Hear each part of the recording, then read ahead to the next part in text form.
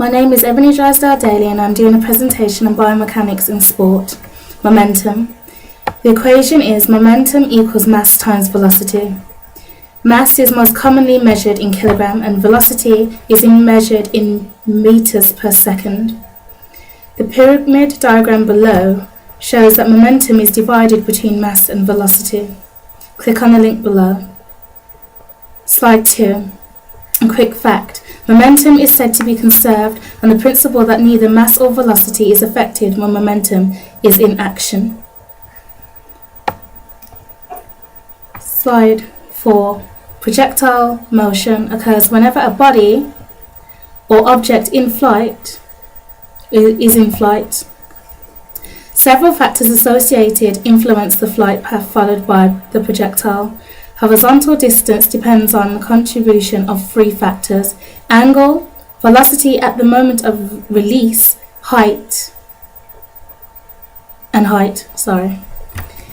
Each arrow indicates either velocity, vertical, velocity, horizontal, or gravity, and the amount of force they each contribute on the projectile in motion.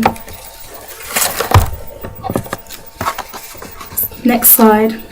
Force determines direction and rotation in flight. Gravity has a downward effect on flight when in contact with driving force. Air resistance has a greater retarding effect as speed increases. Speed at takeoff has an impact on height or distance. Athletes can train to build their fitness or combination of speed and strength and improve jumping time in air.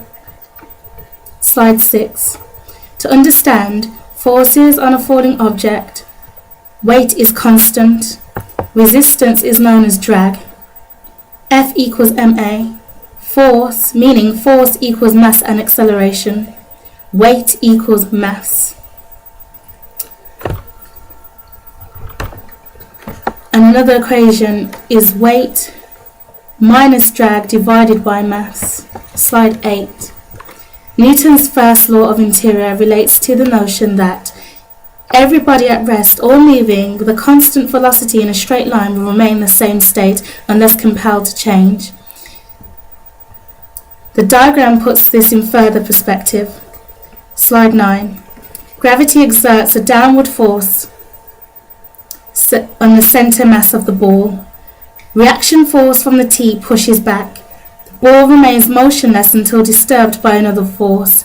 Diagram example, a boot with a transfer as action force. Next slide. Second law, the law of acceleration. The law states to produce a greater acceleration, an individual must generate proportionally greater forces. Acceleration of an object or body is directly proportional to the force acting upon it. Next slide. Third law, action and reaction. For every reaction, there is an opposite and equal reaction. And the diagram supports this fact of the force pushing back to keep balance. Next slide. Without force, there would be no jumping, kicking, throwing or pushing, pulling, etc. Velocity of an object changes when force is applied, and change in velocity creates acceleration. Next slide. Forces cause acceleration, deceleration, change in direction and change in shape, as all these diagrams support.